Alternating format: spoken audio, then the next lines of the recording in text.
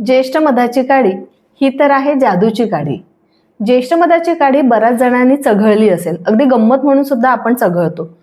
पण त्यामागे तिची किमया किती मोठी आहे आज आपण बघणार आहोत. ज्येष्ठ मध हे मधुर रसाचं, मधुर विपाकी, शीत गुणाचं आहे.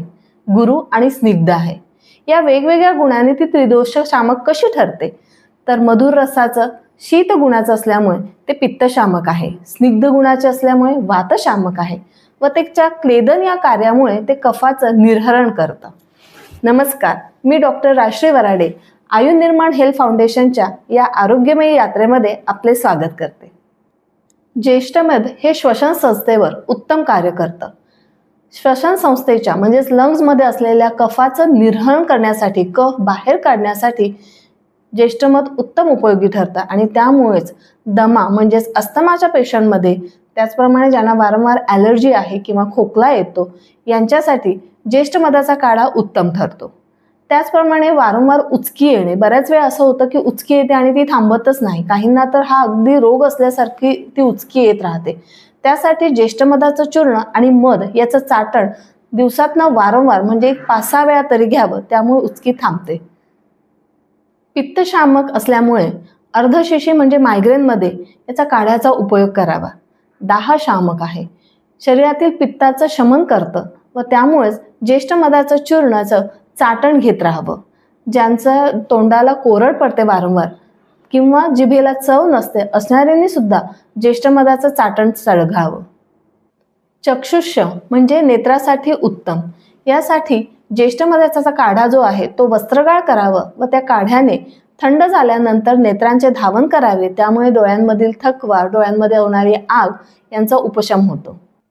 स्तन्यवर्धक, ज्या नवमातांना दूध कमी येतंय किंवा दुधाचं सिक्रेशन प्रॉपर होत नाहीये, अशा वेळेस त्यांनी 1 चमचा ज्येष्ठ मध चूर्ण, 1 ग्लास गाईचे दूध व खडी साखर या कॉम्बिनेशनमध्ये सकाळ संध्याकाळ घ्यावं. त्यामुळे स्तन्यवृद्धी होते. ज्येष्ठ मध हे बल्य आणि शुक्रल आहे, ते रसायन आहे. त्यामुळे रसापासून तर शुक्रापर्यंत त्याचं कार्य होतं व जिथे स्पर्म क्वालिटी वाढवायची आहे किंवा क्वांटिटी वाढवायची आहे अशांनी ज्येष्ठ मध चूर्ण दुधामध्ये रात्री झोपताना घ्यावं. त्यामुळे ते शुक्रवर्धक होतं. ज्येष्ठ मधाला कंठ्य म्हणजे कंठ्यासाठी उत्तम आहे. त्यामुळे जिथे वारंवार बोलण्याची गरज आहे किंवा शिक्षक अशा लोकांनी ज्येष्ठ मधाच्या काढ्याचे गार्गल म्हणजेच गुळण्या कराव्या.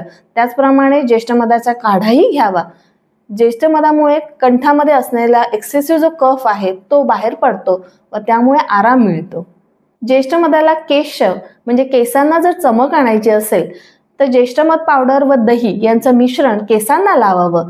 त्यामुळे केसांना चमक येते व केसांमधील जो डॅन्ड्रफ आहे तो देखील कमी झालेला असतो.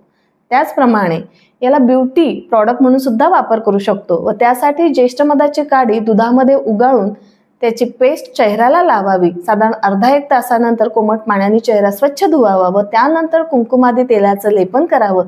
त्यामुळे ते बेस्ट ब्युटी प्रॉडक्ट म्हणून ठरेल. त्याचप्रमाणे ज्येष्ठ मध हे ब्रेन टॉनिक म्हटलेलं आहे, मेद्य रसायन सांगितलं आहे व यासाठी लहान मुलांना अगदी जी ज्येष्ठ मधाची काढी आहे ती चघळायला द्यावी किंवा दुधामध्ये सुद्धा ही दिली असता मेद्य म्हणजेच ब्रेन टॉनिक ठरेल.